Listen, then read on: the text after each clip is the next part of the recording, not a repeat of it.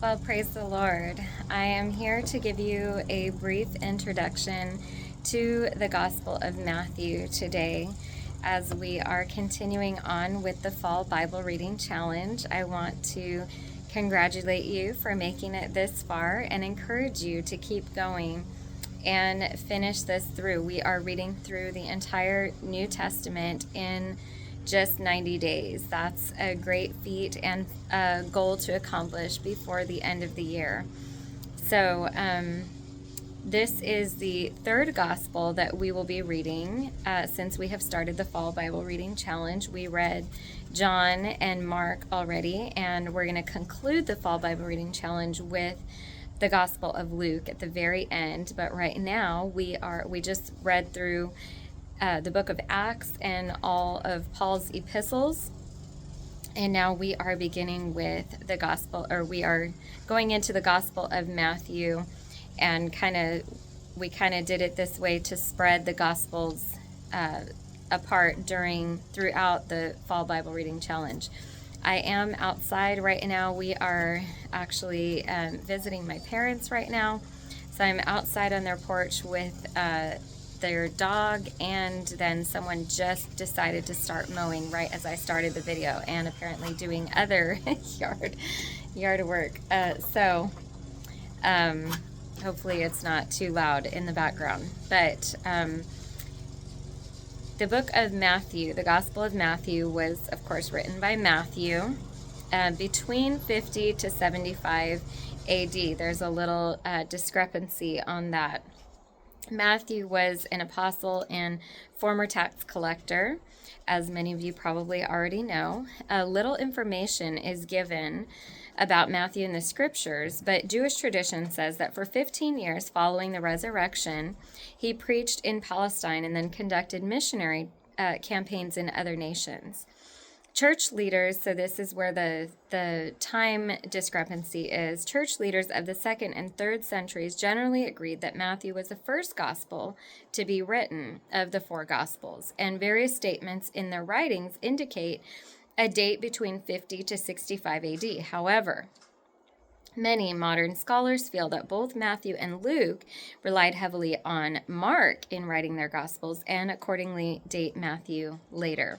So somewhere in between 50 and 75 AD is what we have is when it was written.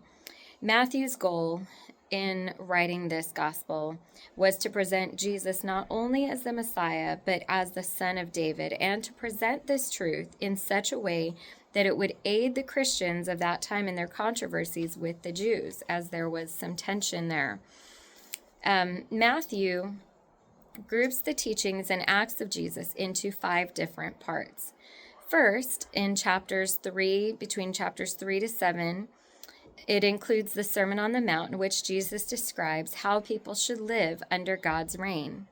The second group is chapters 8 through 11, and that highlights Jesus' instructions to his disciples when he sent them out on their missionary journey. The third group records, this is chapters 11 through 13, records several controversies that Jesus was involved in, and 7 parables describing different aspects of the kingdom of heaven and the correct human response. The fourth group, the major discourse in the 4th section, chapters 13 to 18, concerns the conduct of believers within the Christian fellowship. And the 5th, which is chapters 19 through 25, narrates the final journey of Jesus to Jerusalem and his conflict with Judaism. Chapters 24 and 25 contain the teaching of Jesus relating to the last things, and the last few chapters go into detail on teachings pertaining to the crucifixion, the resurrection, and the Lord's commission to the church.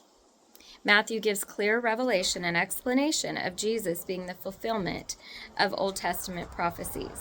It begins with the genealogy of Jesus and takes us on a complete journey through the end of his life, his resurrection, and charge to his followers. There's so much that we can learn from the gospel, so I hope that you are enjoying this. I hope that you are learning, that you are growing as we go through this. Again, we're doing these little introductory videos to kind of give some context and to help us as we as we go through to understand more, to grow more. Many of us have already read through the Bible at least once or a few times or maybe several times. I'm getting a notification on my phone, so I hope that didn't stop that. But again, when having more context and the background of each of the books that we're reading, we can learn more and we can get more from it. So I pray that you're being blessed as we go through this Fall Bible Reading Challenge. Continue on. Today is the first day of fall officially. So we've already been doing this challenge for a little while now, but we're about over halfway through. But now we are officially in the season of fall, and you can see I love fall. It's my favorite season. I've got my Hello Pumpkin shirt on today and gonna spend some time with my family. So God bless you. Have a wonderful day, and we'll see you again soon.